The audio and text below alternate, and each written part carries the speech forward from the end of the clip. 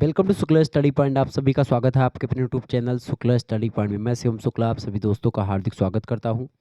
आज के वीडियो के माध्यम से हम लोग चर्चा करेंगे हिंदी साहित्य के पेपर 1 के मॉडल पेपर के बारे में, जो कि बीए 6th सेमेस्टर के छात्र छात्राओं के लिए बहुत ही महत्वपूर्ण होगा। यानी आप बीए थर्ड ईयर में हैं, आपका लास्ट सेमेस्टर है, यानी कि 6वां सेमेस्टर है। हिंदी में आप सोच रहे हैं आपको क्या पढ़ना है, तो हिंदी में आपको 2 पेपर पढ़ने होंगे। पहला पेपर आपका है भाषा विज्ञान, हिंदी भाषा तथा देवनागरी लिपि। ठीक है, तो पेपर नंबर 1 में आपको ये पढ़ना है। पेपर नंबर 2 की अगर बात की है तो लोक भाषा, लोक साहित्य और लोक संस्कृति के बारे में पढ़ना है। और किसी किसी विश्वविद्यालय में अवधी और भोजपुरी साहित्य आपको पढ़ना पड़ेगा। ठीक है, तो उसके बारे में भी हम चर्चा कर लेंगे। ठीक है, विस्तार से मैं आपको हर एक चीज़ के बारे में समझाऊंगा। भाषा विज्ञान, हिंदी भाषा और देवनागरी लिपि से बनने वाले बहुत ही महत्वपूर्ण लगभग 100 से अधिक ऑब्जेक्टिव टाइप के प्रश्नों पर मतलब कि मल्टीपल चॉइस क्वेश्चंस के बारे में हम लोग चर्चा करेंगे। यानी सभी विश्वविद्यालय, अधिकतर जो विश्वविद्यालय हैं उनकी परीक्षाएं ऑब्जेक्टिव होने वाली हैं, उन सभी के लिए बहुत महत्वपूर्ण है। राजा महेंद्र प्रताप सिंह यूनिवर्सिटी जो है उसका पेपर होने वाला 6 अप्रैल से, उसके लिए बहुत ही महत्वपूर्ण है। कानपुर विश्वविद्यालय का ऑब्जेक्टिव होगा, उसके लिए महत्वपूर्ण है। महात्मा गांधी काशी विद्यापीठ का ऑब्जेक्टिव होगा, उसके लिए महत्वपूर्ण है। सिद्धार्थनगर यूनिवर्सिटी का ऑब्जेक्टिव होगा, उसके लिए महत्वपूर्ण है। ऐसे ही और भी विश्वविद्यालय जैसे कि दीनदयाल उपाध्याय गोरखपुर विश्वविद्यालय ऑब्जेक्टिव पर करवाता है, उसके लिए महत्वपूर्ण है। यानी जितने भी विश्वविद्यालय, doctor Bhimrao Ambedkar university objective करवाता है, उसके लिए महत्वपूर्ण है। ठीक है, जितने भी विश्वविद्यालय परीक्षा ऑब्जेक्टिव करवाते हैं उनके लिए बहुत ही महत्वपूर्ण है। तो आप लोग जो है इस मॉडल पेपर को ज़्यादा से ज़्यादा मात्रा में शेयर करें सभी दोस्तों के पास अपने। इससे और आपको बता दूं, पेपर नंबर 2 जो है मतलब कि जो साहित्य वाला पोर्शन है आपका, लोक साहित्य और लोक संस्कृति, उससे बनने वाले महत्वपूर्ण प्रश्नों की वीडियो यानी मॉडल पेपर मैं दे चुका हूँ, उसका चैप्टर 1 भी पढ़ा चुका हूँ। ठीक है, सॉरी। तो आप लोगों ने अगर नहीं देखा तो देख लीजिएगा उसको। आइए मैं प्रश्नों की तरफ बढ़ता हूं और अच्छे तरीके से हर एक प्रश्नों को समझने का प्रयास करता हूं। पहला प्रश्न है, किसी देश के अधिकांश जन समुदाय के द्वारा बोली जाने वाली भाषा को क्या कहते हैं? संवैधानिक भाषा, जन भाषा, राष्ट्रभाषा या संपर्क भाषा? फटाफट से आप लोग बताने का प्रयास करेंगे। बहुत ही बढ़िया प्रश्न है। ये बताएं, प्रश्न क्या पूछा जा रहा है कि किसी देश के अधिकांश जन समुदाय के द्वारा बोली जाने वाली जो भाषा होती है उस भाषा को क्या कहते हैं? तो उस भाषा को आप सभी लोगों को पता होगा। उस भाषा को हम लोग क्या बोलते हैं? राष्ट्रभाषा बोलते हैं। क्या बोलते हैं? राष्ट्रभाषा बोलते हैं। अब आपसे एक प्रश्न मैं कर रहा हूं, क्या भारत की कोई राष्ट्रभाषा है? तो राष्ट्रभाषा भारत की कोई नहीं है। भारत की राजभाषा जरूर है। भारत की राजभाषा क्या है? हिंदी है। ठीक है, हिंदी भारत की राष्ट्रभाषा नहीं है, ये बात अभी ध्यान रखिएगा। होने वाली है, हो सकता है हो जाए कुछ दिनों में। ठीक है, ध्यान रखिएगा। भाषा क्या होती है? भाषा की अगर बात की है तो भाषा शब्द जो बना हुआ है ये संस्कृत शब्द है, एक संस्कृत धातु है भास। इसी भास धातु से बना हुआ है भाषा। ठीक है, भास का मतलब होता है बोलना या कहना। ठीक है, वैसे तो सभी जीवधारी बोलते हैं, लेकिन मानव जिस वाणी में बोलता है बिल्कुल अन्य सभी जीवों से पूरी तरह के से अलग तरीके से मनुष्य बोलता है। ठीक है, मनुष्य जो है उन सभी प्राणियों में सबसे अलग थलग बोलता है, और एक प्रकार से ये इनकी बोली जो है वाणी के रूप में निकलती है, एक बोली होती है। बाकी तो आवाजें निकालते हैं। ठीक है, तो सामान्य तौर पर अगर देखें तो मानव मात्र की जो भाषा होती है उसी को भाषा कहते हैं। ठीक है, भाषा एक सामाजिक प्रक्रिया है। बोलने और सुनने दोनों के विचार विनिमय का एक प्रकार से साधन होता है, माध्यम होता है। ये बात ध्यान रखेंगे। ओके, अलग अलग विद्वानों ने अपने अपने हिसाब से इसकी भाषा दी, मतलब भाषा की परिभाषा दी है। वैसे भाषा सामाजिक संपत्ति है, भाषा पारंपरिक वस्तु होती है, भाषा अर्जित संपत्ति है, भाषा परिवर्तनशील होती है, भाषा का प्रवाह अविच्छिन्न एवं नैसर्गिक होता है, भाषा अनुकरण से उपलब्ध की जाती है, भाषा मानव जीवन से पोषित होती है, भाषा भाव संप्रेषण का सर्वोच्च माध्यम है, भाषा पैतृक संपत्ति नहीं है बल्कि सार्वजनिक संपत्ति होती है, भाषा जटिलता से सरलता की ओर चलती है। ये बात ध्यान रखिएगा। भाषा स्थूलता से सूक्ष्मता की ओर बढ़ती है, मतलब कि बहुत बड़े से छोटे की ओर बढ़ती है। भाषा का कोई अंतिम स्वरूप नहीं होता है। भाषा भौगोलिक रूप से स्थानीयकृत होती है। भाषा प्रत्येक भाषा का स्वतंत्र ढांचा होता है, अपना स्ट्रक्चर होता है। भाषा स्थिरीकरण एवं मानकीकरण से प्रभावित होती है। भाषा सर्वव्यापक है। भाषा की अगर बात की जाए तो सबसे पहले देखिए, सबसे पहले क्या बनती है? किसी एरिया की कोई बोली होती है, बोली जो होती है जब एक प्रकार से बहुत बड़े क्षेत्रों में या बहुत ज़्यादा क्षेत्रों में बोली जाने लगती है तो उसको क्या बोलते हैं, उसी को भाषा बोलते हैं। ठीक है।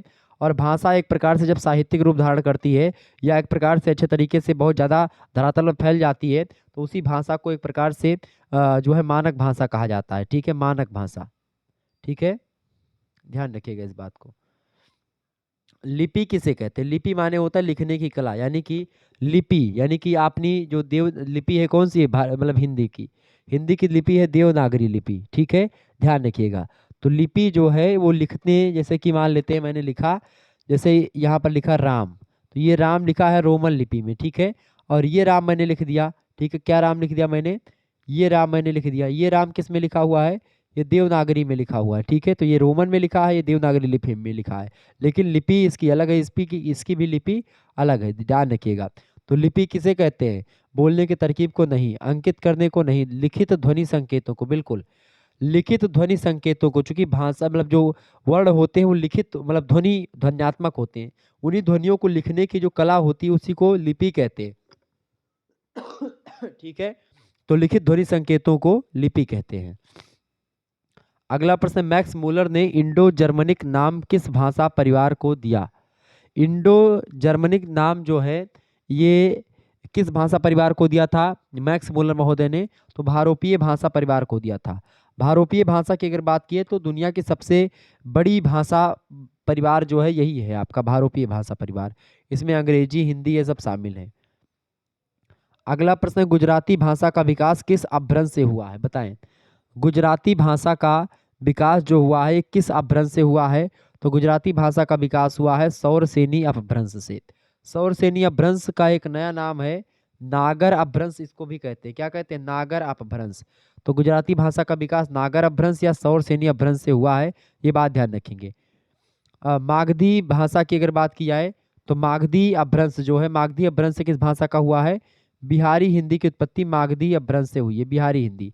बिहारी हिंदी में 3 बोलियां हैं जो है मगही, मैथिली और भोजपुरी, ये 3 बोलियां हैं बिहारी हिंदी की। वैसे 5 उपभाषाएं हैं हिंदी की, कौन कौन सी आप जानते होंगे? 5 उपभाषाएं हैं। पहला पूर्वी हिंदी, दूसरा पश्चिमी हिंदी, तीसरा राजस्थानी हिंदी, चौथा पहाड़ी हिंदी। ठीक है, और आपका जो है आपका पांचवा क्या होगा? पांचवा आपका होगा पूर्वी हिंदी। देखिए, पूर्वी हिंदी, पश्चिमी हिंदी, राजस्थानी हिंदी, पहाड़ी हिंदी और एक हिंदी आपकी है बिहारी हिंदी। ठीक है, तो ये 5 उपभाषाएं हैं। और आप देखेंगे बिहारी हिंदी की 3 बोलियां हैं, ऐसे ही पूर्वी हिंदी की 3 बोलियां हैं। ठीक है, और पश्चिमी हिंदी की 5 बोलियां हैं। मैं समझूंगा अभी कौन कौन सी बोलियां हैं। वैसे पूर्वी हिंदी की 3 बोलियों में अवधी, बघेली और छत्तीसगढ़ी शामिल है, ये बात ध्यान रखिएगा। अगला प्रश्न, संविधान में प्रांतीय भाषाओं को किस अनुसूची के द्वारा स्वीकार किया गया है? तो प्रांतीय भाषाओं या संविधान में प्रांतीय भाषाओं को 8वीं अनुसूची के द्वारा स्वीकार किया गया है। भारतीय संविधान की 8वीं अनुसूची है, उसमें 22 भाषाओं को मान्यता प्राप्त है। अगला क्वेश्चन आपकी स्क्रीन पर आ चुका है, अपभ्रंश में स्वरों की संख्या कितनी होती है? अपभ्रंश में स्वरों की संख्या जानते हैं कितनी है? अपभ्रंश भाषा में स्वरों की संख्या जो थी वो थी 8। कौन कौन से स्वर थे अपभ्रंश भाषा में? आ यानी छोटा आ, बड़ा आ, ई छोटी ई, बड़ी ऊ, ठीक है, छोटा ऊ और बड़ा ऊ ये थे। इसके अलावा आपका ऋ नहीं था, ए और ओ था। ठीक है, ध्यान रखिएगा। यानी 2 ये 2 ये 2 ये 6 और 2 ये ए और ओ। ठीक है, आपके 8 हो गए। अगला प्रश्न, हिंदी का प्रहरी किसे माना जाता है? हिंदी का प्रहरी किसको मानते हैं? पीबी टंडन को मानते हैं हिंदी का प्रहरी। पीबी टंडन मतलब पीबी टंडन का पूरा नाम क्या है? पुरुषोत्तम दास टंडन। पुरुषोत्तम दास टंडन को हिंदी का प्रहरी कहा जाता है। बहुत ही महत्वपूर्ण प्रश्न परीक्षा में आएगा, ध्यान रखिएगा। अगला प्रश्न, भाषा विज्ञान का विभाग नहीं है इनमें से। भाषा विज्ञान के विभाग में आपका पद विज्ञान आ जाता है। ठीक है, भाषा विज्ञान के विभाग में पदार्थ विज्ञान भी शामिल है, ध्वनि विज्ञान भी शामिल है, स्वनिम विज्ञान नहीं शामिल है। तो ऑप्शन नंबर इसका डी लगा देंगे, स्वनिम विज्ञान। आगे देखिएगा, शब्द अनुसार, हिंदी के शब्दानुसार लेखक हैं। हिंदी के शब्दानुसार लेखक कौन है? हिंदी के शब्दानुसार एक पुस्तक है। हिंदी के शब्दानुसार इस पुस्तक को लिखा है किशोरी दास वाजपेयी जी ने। ऑप्शन नंबर इसका बी करेक्ट आंसर होगा, बहुत ही बढ़िया पुस्तक है। आगे देखिएगा, अगला प्रश्न आपकी स्क्रीन पर आ चुका है, फटाफट से आप देखेंगे, बहुत ही महत्वपूर्ण प्रश्न है। निम्न कथनों पर विचार करें। या, रा, ला, वा ये अंतस्थ व्यंजन है, बिल्कुल ये अंतस्थ व्यंजन की श्रेणी में आते हैं। ठीक है, या और वह अर्धस्वर है, बिल्कुल या और वह अर्धस्वर की श्रेणी में आते हैं। रा प्रकंठित या लुंठित माना जाता है, बिल्कुल रा।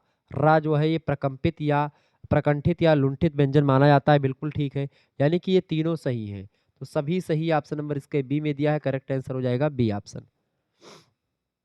आगे देखिएगा, एक विचार पूर्णता से प्रकट करने वाले शब्द समूह को वाक्य कहते हैं। बहुत ही बढ़िया प्रश्न है, फटाफट से आप बताने का प्रयास करेंगे। वाक्य आपसे पूछा जा रहा है, वाक्य किसे कहते हैं, बताइएगा।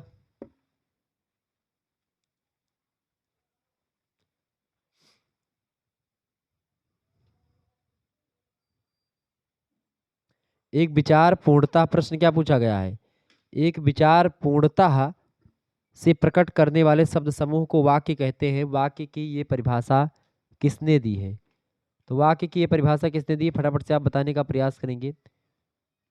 तो वाक्य की यह परिभाषा दी है किसने, कामता प्रसाद गुरु जी ने दी है। ऑप्शन नंबर इसका सी करेक्ट आंसर होगा। अगला प्रश्न, निम्न में से क्या अर्थ परिवर्त की दिशा नहीं है।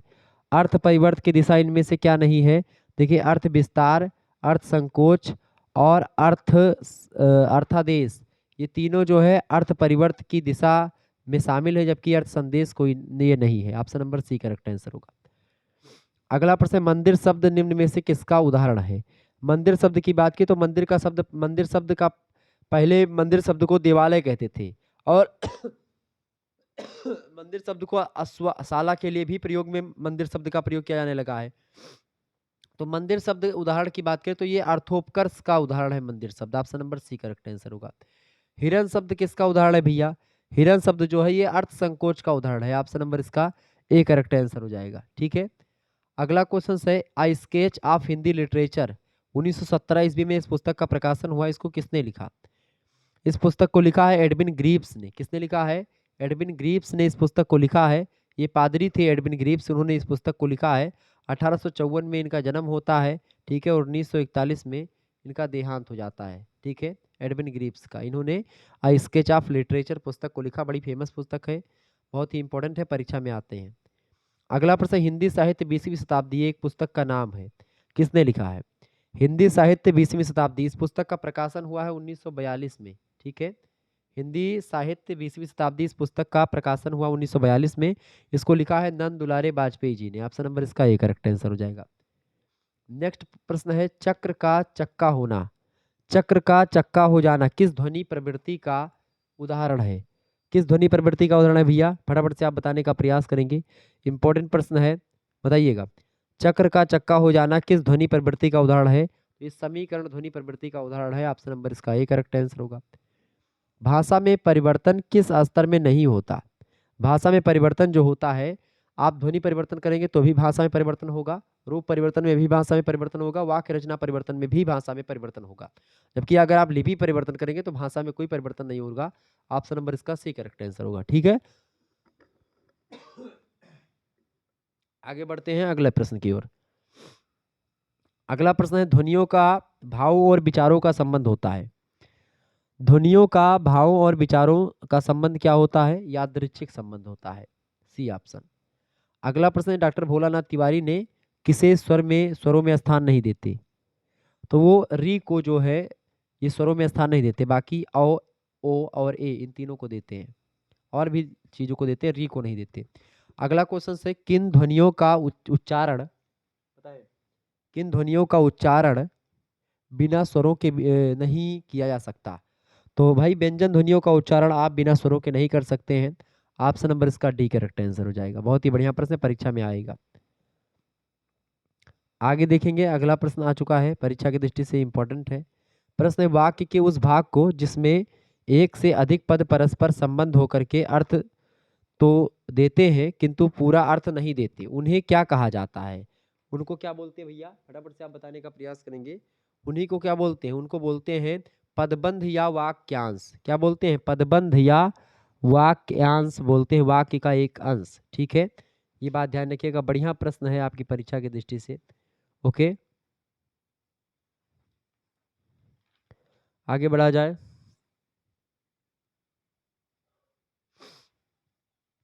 बहुत बढ़िया, चलिए। प्रश्न क्या है, अच्छा, शब्दों के सार्थक व्यवस्थित रूप को क्या कहते हैं? शब्दों के सार्थक व्यवस्थित रूप को वाक्य कहते हैं, ठीक है। और मनुष्य के विचारों को पूर्णता से प्रकट करने वाले पद समूह को भी वाक्य कहते हैं, ठीक है। वर्णों के व्यवस्थित समूह को क्या कहते हैं? वर्णों के व्यवस्थित समूह को शब्द कहते हैं। शब्दों के सार्थक व्यवस्थित रूप को वाक्य कहते हैं, ठीक है। और वाक्य के उस भाग को जिसमें एक से अधिक पद परस्पर संबंध होकर होकर अर्थ तो देते हैं किंतु पूरा अर्थ नहीं देते, उसे क्या कहते हैं? उसे पदबंध या वाक्यांश कहते हैं, ठीक है। ए ऑप्शन करेक्ट आंसर होगा इसका। अगला प्रश्न आपकी स्क्रीन पर आ चुका है। वाक्य में किसको नहीं होना चाहिए? आकांक्षा, योग्यता, क्रम या अयोग्यता? तो वाक्य में अयोग्यता नहीं होनी चाहिए, डी ऑप्शन करेक्ट आंसर होगा। अगला प्रश्न है, ऐसा पद समूह जिसका अपना अर्थ भी हो, जो एक वाक्य का भाग हो और जिसमें उद्देश्य और विधेय दोनों हो, क्या कहलाता है? ऐसे पद समूह को हम उपवाक्य कहते हैं। ऑप्शन नंबर इसका सी करेक्ट आंसर होगा। उपवाक्य कितने प्रकार के होते हैं? उपवाक्य बेसिकली 3 प्रकार के होते हैं। कौन कौन से उपवाक्य हैं? एक होता है प्रधान उपवाक्य, एक होता है आश्रित उपवाक्य और एक होता है विशेषण, संज्ञा या क्रिया उपवाक्य, ठीक है। अगला प्रश्न, निम्न में से कौन उपवाक्य का भेद नहीं है? देखिए, संज्ञा संज्ञा उपवाक्य होता है, क्रिया विशेषण उपवाक्य भी होता है और विशेषण उपवाक्य भी होता है। सॉरी, सर्वनाम उपवाक्य कोई उपवाक्य नहीं होता, तो option number D correct answer हो जाएगा इसका। प्रश्न अगला है, जो आश्रित उपवाक्य संज्ञा की तरह प्रयुक्त होता है, ठीक है, नाउन की तरह प्रयुक्त होता है, तो उसे कौन सा उपवाक्य कहते हैं? तो जो आश्रित उपवाक्य, इसका उदाहरण जैसे कि एक उदाहरण लिखिए, राम ने कहा कि मैं पढ़ूंगा। जैसे क्या कहा? राम ने कहा कि मैं पढ़ूंगा। अब जब राम ने कहा कि मैं पढ़ूंगा, इसमें मैं पढ़ूंगा जो है ये क्या है? ये संज्ञा उपवाक्य है। मैं पढ़ूंगा, संज्ञा उपवाक्य, ठीक है, डी ऑप्शन।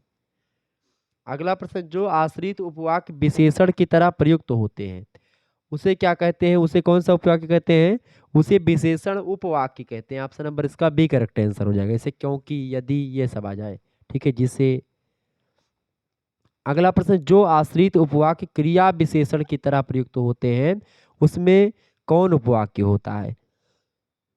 तो उसमें होता है क्रिया विशेषण उपवाक्य, ठीक है। जैसे इसका उदाहरण समझें, जैसे एक मैं आपको बताता हूँ, वह आदमी जो कल आया था आज भी आया है। वह आदमी जो कल आया था आज भी आया है। जैसे इसमें जो कल आया था है, ये क्रिया विशेषण उपवाक्य। जो कल आया था ये इंडिकेट करता है जो आज आया है उसकी तरफ, ठीक है। तो इस समय ये क्या हो जाएगा? ये क्रिया विशेषण उपवाक्य होगा, ठीक है। ध्यान रखिएगा इस बात को। जहां पर जो, सो और ऐसे तमाम प्रकार के शब्द आ जाएं, वो आपका होता है क्रिया विशेषण उपवाक्य। अब इसको देखेंगे, मैं जानता था कि सुमन अवश्य आएगी। वाक्य में कौन सा उपवाक्य है? तो मैं जानता था कि सुमन अवश्य आएगी, इसमें संज्ञा उपवाक्य है, तो सुमन कौन आएगा? मैं जानता था। या मैं पढ़ूंगा, कौन आएगी? सुमन अवश्य आएगी। कौन जानता था? मैं जानता था, यानी कि इसमें क्या है? संज्ञा, डी ऑप्शन। आगे, जो फूल तुम लाए थे वह बहुत ही मीठे हैं।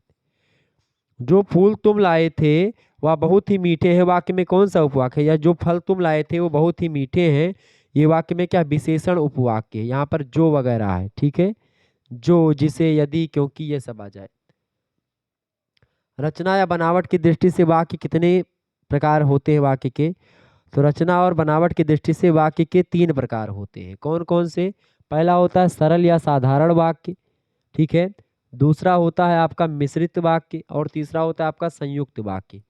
सरल वाक्य की अगर बात की तो सरल वाक्य वे वाक्य होते हैं जिनमें एक उद्देश्य और एक विधेय होता है, मतलब एक संज्ञा और एक क्रिया होती, जैसे कि मोहन गाता है, राम खाता है, ये सब सरल वाक्य हैं, ठीक है, ये सब रचना के आधार पर। दूसरा आपका है जो है आपका मिश्रित वाक्य। मिश्रित वाक्य की बात की है तो मिश्रित वाक्य एक मुख्य उपवाक्य और एक या एक से अधिक आश्रित उपवाक्य जिसमें शामिल होते हैं, जैसे कि मेरी कामना है कि तुम सफल बनो। अब कि तुम सफल बनो ये क्या है? ये आश्रित उपवाक्य है, कि तुम सफल बनो। ऐसे ही जो ज्ञानी होते हैं वे सम्माननीय भी होते हैं। जो ज्ञानी होते हैं वो सम्माननीय होते हैं। अब यहाँ पर एक जो पैरा है वो दूसरे की पुष्टि कर रहा है, तो ये होते हैं मिश्रित वाक्य। संयुक्त वाक्य की अगर बात करें तो संयुक्त वाक्य वे वाक्य होते हैं जिनमें कोई भी उपवाक्य प्रधान या आश्रित नहीं होते, बल्कि सभी समान स्तर के होते हैं। जैसे जैसे कांच के गिलास, कांच से गिलास बनता है, गिलास बहुत काम की वस्तु है, ये वाक्य जो है तो एक वाक्य अपने आप में पूर्ण होता है। फिर दूसरा वाक्य होता है मनुष्य गिलास से पानी पीता है, तो ऐसे ही आप देखते हैं वाक्य वाक्य बनते हुए पूरी कहानी बनती चली जाती है, तो ये होते हैं संयुक्त वाक्य। ठीक है, आकृति के आधार पर आप देखते हैं कई 4 प्रकार के वाक्य होते हैं। आयोगात्मक, ठीक है, क्लिष्ट योगात्मक, आक्लिष्ट योगात्मक, प्रविष्ट योगात्मक, शिथिल, समीकृत, आवर्तक। ऐसे आपको बता दूं, मतलब आयोगात्मक एक पहला हो गया, अब आयोगात्मक भी में 3-4 होते हैं। ठीक है, ध्यान रखिएगा इस बात को।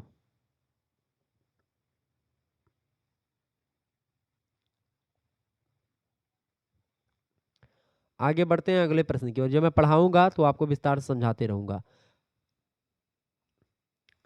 अगला क्वेश्चन आपकी स्क्रीन पर आ चुका है, फटाफट से आप देखेंगे। डिंगल भाषा का संबंध किस साहित्य से है? डिंगल भाषा का संबंध की अगर बात की जाए तो डिंगल भाषा का संबंध जो है ये किससे है भैया? राजस्थानी साहित्य से है। डिंगल भाषा का संबंध किस साहित्य से है? राजस्थानी साहित्य से और पश्चिमी राजस्थानी साहित्य से है। अच्छा, राजस्थानी साहित्य का एक नाम और है जो है नागरी राजस्थानी साहित्य को पश्चिमी राजस्थानी भी कहते हैं और नागरी लिपि में राजस्थानी साहित्य लिखा जाता है, ये बात भी ध्यान रखेंगे। अगला प्रश्न, साहित्यिक भाषा शैली के लिए डिंगल भाषा का सर्वप्रथम प्रयोग किसने किया था? तो साहित्यिक भाषा शैली के लिए डिंगल भाषा का सर्वप्रथम प्रयोग किया था किसने? बांकीदास ने किया था। बांकीदास कौन है? बांकीदास की एक रचना है कुकवि बतीसी। कुकवि बतीसी पुस्तक में उन्होंने साहित्यिक भाषा शैली के सॉरी, बांकीदास ने अपनी पुस्तक कुकवि बतीसी में, जो कि 1871 ईस्वी में लिखी गई थी, साहित्यिक भाषा शैली के लिए डिंगल भाषा का सर्वप्रथम प्रयोग किया था बांकीदास ने। अगला प्रश्न, राजस्थान के चारण कवियों ने अधिकांश किस भाषा में काव्य रचना की है? तो राजस्थान के चारण कवियों ने अधिकांश तौर पर पिंगल भाषा में रचना लिखी है। पिंगल भाषा जो है यह डिंगल से प्रभावित ब्रज भाषा होती है। ठीक है, आगे देखेंगे डिंगल भाषा को और किस नाम से जाना जाता है? डिंगल भाषा को भाट भाषा कहते हैं, मरु भाषा कहते हैं, इसी को मारवाड़ी भी कहते हैं, पुरानी राजस्थानी भी कहते हैं डिंगल भाषा को, ध्यान रखिएगा। अगला प्रश्न, डिंगल के सर्वप्रथम कवि कौन माने जाते हैं? डिंगल के सर्वप्रथम कवि दाढ़ी कवि बादर, बिल्कुल करेक्ट आंसर हो जाएगा ए ऑप्शन। अगला क्वेश्चन, साहित्य में डिंगल का प्रयोग कब से मिलता है? तो साहित्य में डिंगल भाषा का प्रयोग 13वीं शताब्दी के मध्य से मिलता है और अब तक मिलता आ रहा है, बी ऑप्शन करेक्ट आंसर होगा। डिंगल और पिंगल क्या है? डिंगल और पिंगल साहित्य है, option number C correct answer होगा। अगला प्रश्न, राजस्थानी साहित्य को 2 प्रमुख बोलियां कौन कौन सी हैं? राजस्थानी साहित्य की 2 प्रमुख बोलियां हैं डिंगल और पिंगल, सी ऑप्शन करेक्ट आंसर हो जाएगा, ए और बी दोनों। अगला प्रश्न, शब्दकोश शब्द की उत्पत्ति किस भाषा से हुई है? शब्दकोश शब्द की उत्पत्ति जो हुई है ये लैटिन भाषा के 2 शब्दों से हुई है। पहला शब्द आपका है, देखिए 2 शब्दों से मिला मतलब बना माना जाता है। पहला शब्द है आपका डिक्शनियो। डिक्शनियो का मतलब होता है बोलने की क्रिया, इससे माना जाता है डिक्शनरी शब्द का उपयोग। डिक्शनरी अंग्रेजी में जिसे कहते हैं उसी को हिंदी में शब्दकोश कहते हैं। और दूसरा शब्द जो लैटिन भाषा का है वो है डिक्शनरियम। डिक्शनरियम की अगर बात की, डिक्शनरियस, डिक्शनरियस की अगर बात करें तो उसका मतलब होता है शब्दों का संग्रह। तो ये लैटिन भाषा के 2 शब्द हैं जिसके बारे में मैंने आपको बताया। अगला प्रश्न, शब्द संपदा सीखने सिखाने के लिए किस प्रभावशाली युक्ति की अनुशंसा करेंगे आप? बताएं। तो वर्तनी प्रतियोगिता रखेंगे, बिल्कुल ऑप्शन नंबर इसका सी करेक्ट आंसर हो जाएगा। स्पेलिंग वाला हम प्रतियोगिता रखेंगे। वर्तनी का मतलब अंग्रेजी में स्पेलिंग। इनमें से कौन सा शब्द देशज है? देशज शब्द की बात की है, ऐसा शब्द जिसका अता पता ना हो कि कहाँ से आए हो, देशज शब्द, जैसे कि लुटिया मटिया, ठीक है, ये सब आपका देशज शब्द के अंतर्गत आते हैं। ठीक है, ध्यान रखिएगा। ओके,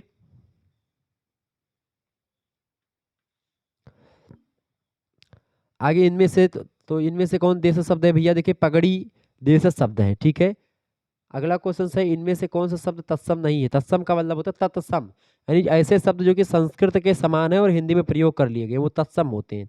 तद्भव का मतलब संस्कृत से बने हैं लेकिन उसकी घिसी पिटी जो रूप है संस्कृत का वो आकर के हिंदी में हो गया। जैसे दुग्ध से दूध बन गया, तो दुग्ध जो है वो तत्सम शब्दावली है और दूध जो है वो तद्भव शब्दावली है। ठीक है, तो इनमें से तत्सम कौन है? तत्सम इनमें से है चांदनी। तत्सम शब्द पूछा जा रहा नहीं है, चांदनी ये तद्भव शब्द है। चिताभस्म, धृष्ट, भ्रष्ट लोक, वृद्धलोक, ये सब एक प्रकार से तत्सम शब्द हैं। ठीक है, ध्यान रखिएगा इस बात को। आगे बढ़ते हैं और भी चीजों को जानने का प्रयास करते हैं। अच्छा, देशज शब्द आप सभी के पता हो गया, सारी चीजें समझ में आ रही होंगी। ठीक है, तो ये विदेशी मतलब कि जो है भारतीय भाषाओं में तत्सम, तद्भव और जो है अर्ध तत्सम, देशज, अनुकरण मूल भारतीय और तमाम प्रकार के विदेशज शब्द भी हुए हैं। अगला शब्द आप अगला प्रश्न आपकी स्क्रीन पर आ चुका। मजिस्ट्रेट शब्द जो है ये बताएं कैसा शब्द है? मजिस्ट्रेट शब्द जो है ये तत्सम है? नहीं है। देशज भी नहीं है, तद्भव भी नहीं, विदेशज शब्द है, यानी विदेशी भाषा का शब्द है। कौन? विदेशी भाषा का शब्द आपका है जो है मजिस्ट्रेट। ठीक है, ध्यान रखिएगा इस बात को। मजिस्ट्रेट शब्द कैसा शब्द है भैया? ये विदेशज शब्द है, ये बात आप ध्यान रखिएगा। ओके, आगे बढ़ते हैं और भी चीजों को जानने का प्रयास करते हैं। अगला प्रश्न आपकी स्क्रीन पर आ चुका है। निम्न में से कौन सा शब्द देशज है? इनमें से देशज शब्द की बात की है तो इनमें से कौन सा शब्द देशज है भैया? लोटा शब्द देशज है। अगला क्वेश्चन आपकी स्क्रीन पर आ चुका है। प्रयोग की नजर से सूक्ष्म अंतर व्यक्त करने वाला शब्द क्या कहलाते हैं? तो प्रयोग की नजर से सूक्ष्म अंतर व्यक्त करने वाले शब्द को समान आर्थक शब्द कहते हैं। ऑप्शन नंबर इसका सी करेक्ट आंसर होगा। यौगिक शब्द कौन से होते हैं? यौगिक शब्द मतलब कि दो शब्दों के योग से जो बनते हैं यौगिक शब्द कहलाते हैं। जैसे कि पाठ और शाला, पाठ का भी अपना अलग शब्द है और शाला का भी अपना अलग अर्थ होता है, पाठशाला। Option number B correct answer होगा। अगला प्रश्न, नीचे दिए गए विकल्पों में से तद्भव शब्द का चयन कीजिए। तद्भव शब्द इनमें से कौन सा है भैया? तद्भव शब्द देखें, तद्भव शब्द कौन सा है इनमें से? फटाफट से आप बताने का प्रयास करें। देखिए मुंह जो है ये आपका तद्भव शब्द है, मुंह। ठीक है, मुख होता है और मुख से बना मुंह। अगला प्रश्न, जिन शब्दों की उत्पत्ति का पता नहीं चलता उसे क्या कहते हैं? जिन शब्दों की उत्पत्ति का पता नहीं चलता उसको देशज शब्द कहते हैं। ऑप्शन नंबर इसका सी करेक्ट आंसर होगा। अगला प्रश्न है, वकील किस भाषा का शब्द है? वकील वैसे तो आपका अरबी भाषा का शब्द है। किस भाषा का है वकील भैया? वकील आपका अरबी भाषा का शब्द है, ये बात ध्यान रखेंगे। अरबी भाषा में और भी शब्द हैं जैसे कि आप देखेंगे कालीन, कैंची, खजांची, चमचा, चारपाई, तलाश, बेगम, बहादुर, लाश, सौगात, सुराग, ये सब अरबी भाषा के हैं। चीनी भाषा के शब्दों में जैसे कीचक, कीचक माने बांस, सिंदूर, ठीक है, सिंदूर जो है चीनी भाषा का शब्द है। टसर, ये चीनी भाषा का शब्द है। ठीक है, लीची, लीचू कहा जाता है चाइना में, तो चीनी भाषा का शब्द है। ऐसे रिक्शा शब्द आप सुने होंगे, जापानी भाषा का शब्द है रिक्शा। ठीक है, इसके अलावा जैसे अफसोस, आराम, आवारा, कुश्ती, खामोश, ये सब फारसी भाषा का शब्द है। गुलाब फारसी भाषा का। चादर, जुर्माना, तालाब, दीवार, नौजवान, परहेज, वापिस, खराब, रोगन, सितार, सरदार, ये सब शब्द फारसी भाषा के हैं। तुर्की भाषा में जैसे कि कलगी, काबू, कुली, चिक, तमगा, ठीक है, टोपी, तोपची, दरोगा, ये सब शब्द किस भाषा के हैं? तुर्की भाषा के शब्द हैं। ईरानी भाषा में छत्रप, दिपी, मिहिर, गंज, तीर, ये सब ईरानी भाषा के। पाश्तो शब्द, पाश्तो भाषा की अगर बात करें, पटाखा, लुच्चा, कलूटा, नगाड़ा, ठीक है, भड़ास, हमजोली, अटकल, कुड़कुड़ाना, खर्राटा, अचार, गुंडा, मटरगश्ती, रोहिला, ये सब शब्द पाश्तो भाषा के हैं। ठीक है, ध्यान रखिएगा। फ्रांसीसी शब्द में जैसे अंग्रेज, कूपन, कारतूस, फ्रांसीसी शब्द भी फ्रांसीसी का। एडवोकेट, ठीक है, ये सब फ्रांसीसी शब्द हैं। पुर्तगाली शब्द में जैसे कमीज, कमरा, गोदाम, तौलिया, चाबी, बिस्कुट, ये सब हैं। ठीक है, ऐसे मैं आपको एक दिन पूरा ये विदेशी शब्दों का पूरा सिलसिला आपको समझा दूंगा। ठीक है, आगे बढ़ते हैं। अगला क्वेश्चन आपकी स्क्रीन पर आ चुका है। संस्कृत के मूल शब्द जो हिंदी भाषा में प्रचलित हैं वो क्या कहलाते हैं? तो संस्कृत के मूल शब्द जो कि हिंदी भाषा में प्रचलित हैं उनको हम लोग क्या कहते हैं? उनको हम लोग तत्सम शब्द कहते हैं। ठीक है, अगला प्रश्न है, हिंदी भाषा का मानवीय मानकीकरण करने वाली संस्था को किस नाम से जाना जाता है? तो उसको जानते हैं केंद्रीय हिंदी निदेशालय के नाम से। इसकी स्थापना हुई थी 1 मार्च 1960 को, ये बात ध्यान रखिएगा। ठीक है, आगे बढ़ते हैं। किसी भाषा का बोलचाल के स्तर से ऊपर उठ करके मानक रूप ग्रहण कर लेना उसका क्या कहलाता है? उसका मानकीकरण कहलाता है। Option number C correct answer हो जाएगा। पहले कोई बोली होती है, बोली से फिर भाषा बनती है और भाषा से फिर भाषा का मानकीकरण होता है तो मानक भाषा बनती है। ठीक है। केंद्रीय हिंदी निदेशालय की ओर से देवनागरी लिपि तथा हिंदी वर्तनी का मानकीकरण जो किया गया, ये इसका प्रकाशन किस वर्ष हुआ बताएं? 1966, 67 या 68 के? 1966। Option number B correct answer होगा। देवनागरी लिपि और हिंदी वर्तनी मानकीकरण 1983 ईस्वी में किसने प्रकाशित किया बताएं? तो किसने प्रकाशित किया भैया उसको? केंद्रीय हिंदी निदेशालय ने प्रकाशित किया। शुरुआत तो हुई गई थी 1966 से ही, लेकिन 1983 में बेसिकली आकर के प्रकाशित हुआ। अगला क्वेश्चन आपकी स्क्रीन पर आ चुका, फटाफट से आप लोग देखने का प्रयास करेंगे। बड़ा ही जबरदस्त प्रश्न है। देखेंगे, प्रश्न है ब्रजबुली नाम से जानी जाती है। ब्रजबुली नाम से कौन सी भाषा जानी जाती है भैया? ब्रजबुली के नाम से कौन सी भाषा जानी जाती है? पुरानी बंगला को ब्रजबुली के नाम से जानते हैं। ठीक है, ऑप्शन नंबर इसका डी करेक्ट आंसर होगा। अगला प्रश्न, हिंदी किस भाषा परिवार की भाषा है? हिंदी जो है भारोपीय भाषा परिवार की भाषा है और भारोपीय भाषा परिवार दुनिया का सबसे बड़ा भाषा परिवार है, जिसमें अंग्रेजी, रूसी, हिंदी, जर्मन, फारसी, नेपाली, पंजाबी, ये सब भाषाएं भारोपीय भाषा परिवार की हैं। अगला प्रश्न है, हिंदी भाषा का जन्म हुआ है? हिंदी भाषा का जन्म हुआ है अपभ्रंश से। ठीक है। अगला प्रश्न आपकी स्क्रीन पर आ चुका है, हिंदी की विशिष्ट बोली ब्रजभाषा किस रूप में सबसे अधिक प्रसिद्ध है बताएं? तो हिंदी की विशिष्ट बोली ब्रजभाषा किस रूप में प्रसिद्ध है? तो काव्य भाषा के रूप में प्रसिद्ध है। Option number D correct answer होगा। पूरा रीतिकाल में आप देखेंगे ब्रजभाषा में ही रचनाएं हुई हैं। भारतेंदु काल में भी ब्रजभाषा में ही रचनाएं लिखी गई। पश्चिमी हिंदी की दो बोलियों के नाम लिखिए। पश्चिमी हिंदी की दो बोलियों के नाम में आप देखें, खड़ी बोली एक हो गई और एक होगी बुंदेली। खड़ी बोली बुंदेली जो है, देखें कन्नौजी तो खड़ी मतलब ये है, कन्नौजी भी है, लेकिन अवधी जो है ये पूर्वी हिंदी की बोली है। ब्रजभाषा आपकी जो है ठीक है, लेकिन बघेली अवधी की है, मतलब पूर्वी हिंदी की है। ब्रजभाषा पश्चिमी हिंदी की है। तो पश्चिमी हिंदी की दो बोलियों का सही युग्म जो है खड़ी बोली और बुंदेली है। इसके अलावा तीन बोलियां और हैं, खड़ी बोली, बुंदेली, ब्रजभाषा, कन्नौजी और हरियाणवी। ये पांच भाषाएं पश्चिमी हिंदी की हैं। ठीक है। अवधी, बघेली और छत्तीसगढ़ी, ये तीन भाषाएं पूर्वी हिंदी की हैं। ठीक है, ध्यान रखिएगा इस बात को। आगे देखते हैं अगला प्रश्न, अर्धमागधी अपभ्रंश से विकसित बोली कौन सी है? अर्धमागधी अपभ्रंश से जो हिंदी बनी है वो पूर्वी हिंदी की तीनों बोलियां बनी है, अवधी, बघेली, छत्तीसगढ़ी ये है। बिहारी हिंदी की तीन बोलियां कौन कौन सी हैं? भोजपुरी, मैथिली और मगही। ठीक है, ध्यान रखिएगा इस बात को। अगला प्रश्न, हिंदी भाषा की बोलियों के वर्गीकरण के आधार पर छत्तीसगढ़ी बोली है। छत्तीसगढ़ी बोली किसकी बोली है? पूर्वी हिंदी की बोली है। ठीक है, option number A correct answer होगा। वर्तमान हिंदी का प्रचलित नाम कौन सा है? Khari Boli. Option number C correct answer होगा। बहुत महत्वपूर्ण प्रश्न। अगला प्रश्न, हिंदी भाषा के विकास का सही अनुक्रम कौन सा है? देखिए, सबसे पहले आपकी जो भाषा है वो कौन सी भाषा? इनमें से सबसे पहले संस्कृत भाषा का विकास हुआ। संस्कृत के बाद में फिर आई कौन सी? पाली भाषा। पाली के बाद में कौन सी? प्राकृत भाषा। प्राकृत के बाद में अपभ्रंश और अपभ्रंश के बाद में हिंदी। ठीक है, यानी यहाँ पर आगे संस्कृत यहाँ पर नहीं है, तो पाली से प्राकृत, अपभ्रंश और हिंदी। बिल्कुल ठीक होगा ऑप्शन नंबर ए में जो दिया है। ठीक है, आगे बढ़ते हैं। अगला प्रश्न, निम्न में से कौन सी पश्चिमी हिंदी की बोली नहीं है? पश्चिमी हिंदी की बोली में ब्रजभाषा, कन्नौजी, बुंदेली, ठीक है, हरियाणवी और ब्रजभाषा ये सब शामिल है। ठीक है, और खड़ी बोली भी शामिल है। बघेली जो है ये पूर्वी हिंदी की बोली है, अवधी, बघेली, छत्तीसगढ़ी पूर्वी हिंदी की बोलियां हैं। ब्रजभाषा है, ब्रजभाषा जो है ये पश्चिमी हिंदी की बोली है। ठीक है, ऑप्शन नंबर इसका बी करेक्ट आंसर होगा। संविधान के अनुच्छेद 351 में किस विषय का वर्णन है?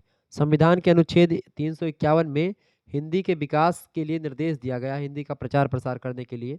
Option number D correct answer हो जाएगा। आगे देखेंगे, अगला प्रश्न आपकी स्क्रीन पर आ चुका, फटाफट से देखेंगे, वीडियो को लाइक और शेयर भी करते रहिएगा। प्रश्न है, सिखों की लिपि क्या थी? सिखों की लिपि की अगर बात की जाए तो सिखों की जो लिपि थी वो जानते हैं क्या थी? सिखों की लिपि जो थी भैया वो क्या थी? फटाफट से आपने बताइए। सिखों की लिपि जो थी वो क्या थी? सिखों की लिपि थी भैया कौन सी? गुरुमुखी लिपि। गुरुमुखी लिपि का विकास हुआ था, किसके द्वारा किया गया था? गुरु अंगद देव के द्वारा जो है गुरुमुखी लिपि का विकास किया गया था। और गुरु अंगद देव जो है ये द्वितीय गुरु हैं सिखों के, ये बात भी ध्यान रखेंगे। गुरु ग्रंथ साहिब जो लिखा गया है ये गुरुमुखी लिपि में ही लिखा गया है। बाएं से दाएं में लिपि लिखी जाती है, जो गुरुमुखी लिपि है ये। और गुरुमुखी लिपि का मतलब होता है ईश्वर के मुख से निकली हुई लिपि। अगला प्रश्न है, बौद्ध धर्म के ललित विस्तार में कितने लिपियों का उल्लेख किया गया है? बौद्ध धर्म का एक ग्रंथ है ललित विस्तार, उसमें लगभग 64 लिपियों के बारे में बताया गया है और इसमें 5 कलाओं के बारे में भी बताया गया। ललित विस्तार में 5 कलाओं के बारे में बताया गया, जिनमें से पहला है चित्रकला, दूसरा है वास्तुकला, तीसरा है मूर्ति कला, चौथा है संगीत कला और पांचवा है आपका कविता कला। ठीक है, इन 5 कलाओं के बारे में बताया गया है ललित विस्तार में और 64 लिपियों के बारे में। अगला प्रश्न है जैन सूत्र में कितने लिपियों का उल्लेख मिलता है? तो जैन ग्रंथ है, 2 ग्रंथ है, मुख्य रूप से 2 सूत्र ग्रंथ है जैनियों के। एक तो है आपका पन्नपणा सूत्र और एक है जो है समवायांग सूत्र। इन दोनों सूत्रों में लगभग 18 प्रकार की लिपियों के बारे में बताया गया है। Option number B correct answer होगा इसका। अगला क्वेश्चन आप देखिएगा, प्रश्न है किस प्रथम व्यक्ति ने प्राचीन ब्राह्मी लिपि का अर्थ निकाला था? बताएं, किस प्रथम व्यक्ति ने प्राचीन ब्राह्मी का अर्थ निकाला था? तो उसका प्राचीन ब्राह्मी लिपि और खारोष्ठी का दोनों का अर्थ निकाला था, उसका नाम था जेम्स प्रिंसेप। कब निकाला था? 1838 में। ठीक है, ध्यान रखिएगा। ऑप्शन नंबर इसका डी करेक्ट आंसर होगा। अगला प्रश्न, अशोक के शिलालेख की लिपि कौन सी है? अशोक के शिलालेखों की लिपि ब्राह्मी लिपि है और भाषा जो है वो कौन सी है? भाषा उसकी प्राकृत है। अशोक ने किस लिपि का प्रयोग राष्ट्रीय लिपि के रूप में किया था? तो किस लिपि का प्रयोग किया था भैया? ब्राह्मी लिपि का ही प्रयोग किया था। अगला प्रश्न, अशोक को कौन सा अभिलेख 2 लिपियों में प्राप्त हुआ है? अशोक को कौन सा अभिलेख 2 लिपियों में प्राप्त हुआ है? शान ए कूना का अभिलेख जो है 2 लिपियों में प्राप्त हुआ है। अगला प्रश्न, भारत की सर्वाधिक प्राचीन लिपि कौन सी है? भारत की सर्वाधिक प्राचीन लिपि है ब्राह्मी लिपि। Option number D correct answer होगा इसका। कौन सी लिपि आधुनिक देवनागरी का प्राचीन रूप है? ब्राह्मी लिपि जो है आधुनिक देवनागरी का प्राचीन रूप है। बी ऑप्शन करेक्ट आंसर होगा। किस लिपि को सभी लिपियों का जन्मदाता माना जाता है? तो ब्राह्मी लिपि को सर्वलिपियों का जन्मदाता माना जाता है। ए ऑप्शन करेक्ट आंसर होगा। किस लिपि को बाईं से दाईं ओर लिखा जाता है इनमें से? तो बाईं से दाईं ओर लिखने वाली लिपि जो है ये ब्राह्मी लिपि ही है। Option number A correct answer होगा। किस काल, बाईं से दाईं मतलब कि इधर से होकर के इधर लिखा जाता है। ठीक है जी। किस काल की लिपि को चित्राक्षर लिपि कहा जाता है? सिंधु काल की लिपि चित्राक्षर लिपि कहलाती है। अगला क्वेश्चन से, अशोक का मानसेहरा और शाहबाज गढ़ी का जो अभिलेख है किस लिपि में लिखा गया है? तो ये खरोष्ठी लिपि में लिखा गया है दोनों अभिलेख। Option number B correct answer होगा इसका। अगला क्वेश्चन से आप देखिएगा, भोजपुरी के जनक किसे माना जाता है? भोजपुरी का जनक, भोजपुरी का जनक भिखारी ठाकुर को माना जाता है। ऑप्शन नंबर इसका ए करेक्ट आंसर होगा। बहुत महत्वपूर्ण प्रश्न है, परीक्षा में आता रहता है ऐसा प्रश्न। अगला प्रश्न आपकी स्क्रीन पर आ चुका, वर्तमान में भोजपुरी का प्रसिद्ध गायक किसे माना जाता है? बताएं, पवन सिंह, मनोज तिवारी या मालिनी अवस्थी? तो भोजपुरी के जनक तो भिखारी ठाकुर है, लेकिन वर्तमान में भोजपुरी का प्रसिद्ध गायक एक तो पवन सिंह अच्छा गाते हैं, मनोज तिवारी भी अच्छा गाते हैं। एक गाना सुना होगा, ही हंस दिली रिंग किया के पापा, ये गाना मनोज तिवारी का है।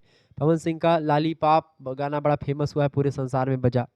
ऐसे तमाम गाना आजकल आप देख रहे होंगे डीजे उजे बजता है पवन सिंह और इन्हीं का रहता है, खेसारी पवन। ठीक है। मालिनी अवस्थी एक लोक गायिका हैं, बहुत अच्छा गाती हैं। मैं तो इनसे मिला भी हूँ, मैंने फ़ोटो डाली थी, बनारस में मेरी मुलाकात हुई थी मालिनी जी से। बहुत अच्छा गाती हैं, मैं बहुत प्रभावित हुआ इनसे। लोक गायिका हैं, अपने लोक संस्कृति की बात करती हैं। बीएचयू में लोक संस्कृति को लेकर के इन्होंने एक गोष्ठी करी थी 2 दिवसीय, उसमें मैं शामिल हुआ था। तो वर्तमान में भोजपुरी का प्रसिद्ध गायक जो है वो इन तीनों को मान सकते हैं। ऑप्शन नंबर डी उपरोक्त तो सभी। अगला प्रश्न, हिंदी की प्रमुख बोलियां तथा उनके नामकरण कर्ता के संबंध में असंगत बनाइए। इनमें से असंगत कौन सा होगा? देखिए, अगर मैं बात करूं कौखी, तो कौखी राहुल संकृत्यायन बिल्कुल ठीक है। ब्रजबुली ईश्वर चंद्र गुप्त ये भी इसमें रचनाएं करे हैं। राजस्थानी और बिहारी की अगर बात की जाए तो जागीरेजर ठीक है। भोजपुरी रेमंड ये गलत है। आगे बढ़िए, अगला प्रश्न है, किसी आधुनिक आर्य भाषा नहीं माना जा सकता? तो हिंदी, गुजराती और मराठी ये आधुनिक आर्य भाषाओं में आती हैं। अपभ्रंश जो है पुरानी आर्य भाषाओं में है। Option number C correct answer होगा। अगला प्रश्न, निम्न में से असंगत कौन सा है? देखिए, पूर्वी हिंदी की बोली है बघेली, अवधी बघेली छत्तीसगढ़ी पूर्वी हिंदी की बोली। पश्चिमी हिंदी की बोली मारवाड़ी नहीं है, गलत हो गया ये। बिहारी हिंदी की बोली मैथिली, मगही और भोजपुरी है। राजस्थानी में आप देखते हैं जयपुरी, मारवाड़ी, ये सब जो है राजस्थानी हिंदी की है। पश्चिमी हिंदी में आपकी जैसे कि आपकी वो है ब्रज भाषा हो गई, हरियाणवी हो गई, ठीक है, कन्नौजी हो गई, और आपकी और बोली हो गई। ठीक है, तो ये सब आपकी पश्चिमी हिंदी की बोलियां हैं। आगे देखिएगा, खड़ी बोली भी उसी की है। अगला प्रश्न, पाली को भाषा भी कहा जाता था। पाली को देश भाषा भी कहते हैं। क्या बोलते हैं पाली को? पाली को कौन सी भाषा बोलते हैं? पाली को देश भाषा भी कहते हैं। Option number A correct answer होगा। भाषाई आधार पर सर्वप्रथम किस राज्य का गठन हुआ? भाषाई आधार पर सर्वप्रथम आंध्र प्रदेश का गठन हुआ था 1 अक्टूबर 1953 ईस्वी को। ऑप्शन नंबर इसका डी करेक्ट आंसर होगा। अगला प्रश्न, खड़ी बोली का अर्थ टकसाली का अर्थात स्टैंडर्ड भाषा है। खड़ी बोली के संबंध में उपरोक्त कथन किस विद्वान का है? तो ये विश्वनाथ प्रसाद का है। ऑप्शन नंबर इसका बी करेक्ट आंसर होगा। आगे देखिएगा, भाषा का निर्माण होता है। भाषा का निर्माण व्यक्त ध्वनियों से होता है। ऑप्शन नंबर इसका सी करेक्ट आंसर होगा। बहुत बढ़िया प्रश्न है। अगला क्वेश्चन से, भाषा अभिलक्षणों में से कौन सा सही नहीं है? भाषा के अभिलक्षणों में से देखिए, भाषा यादृच्छिकता होती, भाषा में सृजनात्मकता भी होती है, विविधता भी होती है, लेकिन भाषा जो होती है इसमें क्या नहीं होता है? इसमें अपरिवर्तनशीलता नहीं, इसमें परिवर्तनशीलता होती है। ठीक है, तो ऑप्शन नंबर इसका सी करेक्ट आंसर हो जाएगा, अपरिवर्तनशीलता नहीं होती। अगला प्रश्न, किसी देश या किस देश में हिंदी भाषा का प्रयोग लिखने और बोलने में किया जाता है? ऑस्ट्रेलिया, दक्षिण अमेरिका, पाकिस्तान या मॉरिशस? तो हिंदी भाषा का प्रयोग लिखने और बोलने में क्या आता है? मॉरिशस में। Option number D correct answer होगा। अगला प्रश्न, जब कोई बोली या भाषा व्याकरणिक ढांचे में ढल करके व्यवस्थित रूप ग्रहण कर लेती है तो उस भाषा को हम लोग क्या कहते हैं? उस भाषा को बोलते हैं पारिनिष्ठित भाषा। पारिनिष्ठित भाषा जो है, इसको हिंदी की खड़ी बोली को पारिनिष्ठित करने का श्रेय किसको है? महावीर प्रसाद द्विवेदी जी को है। ठीक है, ध्यान रखिएगा इस बात को। आगे देखिएगा, अगला क्वेश्चन आपकी स्क्रीन पर आ चुका। बहुत ही बढ़िया प्रश्न है और लास्ट प्रश्न इस वीडियो का। आल्हा अधिकतर कहाँ गाए जाते हैं? आल्हा बुंदेलखंडी एरिया में गाए जाते हैं। ऑप्शन नंबर इसका सी करेक्ट आंसर हो जाएगा, ए करेक्ट आंसर हो जाएगा, बुंदेलखंडी एरिया में। ठीक है, तो इस तरीके से और भी प्रश्नों के बारे में बताने का प्रयास करूंगा। अच्छा, आल्हा गाने के लिए मतलब गाने वाले कहाँ मिलते हैं? गाँव गाँव में ढोलक लिए मिलते हैं। यक्का मारे दुई गिर जावे, तीसरा खौफ खाए मरी जाए, ऐसे गाते थे। अरे रिम झिम भाला बरसे, वह मैदानन के बीच मझाए। ठीक है, और एक आगे था कि जाकर बिटिया सुंदर देखें, जबरन ब्याह लिए करवाए, दांत उखाड़े भंवरा नल के, ते दिल्ली में करे दुआ एक चार। ऐसे तो मैं टूटी फूटी वाली से गा रहा हूँ, ये तो मैं इधर उधर का गा दिया हूँ, जो जो अच्छे अच्छे पॉइंट्स है आपके। 12 बरस ले कुकर जीवे, अवसोरा ले जीवे सियार, बरस 18 छत्री जीवे, आगे जीवन को धिक्कार। ऐसे आल्हा गाते थे ढोल बजा करके। किसी दिन मौका मिलेगा तो मैं आल्हा गाऊंगा। हमारा एक छोटा भाई है आदर्श, बड़ा अच्छा गाता है वो, और मैंने यूट्यूब पे वीडियो डाली थी कुछ दिन पहले। मैं ढोलक बजाऊंगा और वो आल्हा गाएगा, हम लोग साथ में गाएंगे, फगुआ उगुआ भी गाएंगे, तो उसको भी डालेंगे यूट्यूब पर, कभी कभी सुनेंगे। होली आ रही है तो चर्चा करेंगे उसमें। ठीक है, चलिए फिर मिलते हैं। तो ढोलक वोलक से करेंगे बातचीत हम लोग, जो है गाए वाएंगे, तो आप लोग सुनिएगा उसको। और फिर आगे हम चर्चा करेंगे लोक साहित्य वगैरह से बनने वाले प्रश्न जो है, उसको तो मैंने चर्चा कर दिया है। अब एक अलग अलग विश्वविद्यालय में आप देखते हैं लोक साहित्य के बारे में आपको पढ़ना है। और लोक साहित्य में आपको क्या पढ़ना है? खास करके लोक साहित्य और लोक संस्कृति में एक चीज़ आपको और पढ़ना पड़ेगा, जैसे कि लोक साहित्य और लोक संस्कृति में आपको बता दूं कि वो तो आपको पढ़ना ही पढ़ना है जो आपके सिलेबस में। इसके अलावा कुछ लोक संस्कृति के बारे में आपको जानना है। ठीक है, अब उसमें आपको अपने बारे में पढ़ना है। हिंदी के विभिन्न लोक साहित्य का जो परिचय है उसके बारे में आपको जानना है, जिसमें आपको भोजपुरी और अवधी साहित्य के बारे में आपको विस्तार से पढ़ना है। ठीक है, ये बात ध्यान रखेंगे। तो भोजपुरी और अवधी साहित्य के बारे में आपको मैं बताऊंगा विस्तार से। ठीक है, आगे फिर बढ़ते मिलते हैं नेक्स्ट वीडियो में। तब तक के लिए जय हिंद, जय भारत। आप सभी का बहुत बहुत धन्यवाद। Okay, good night, I love you.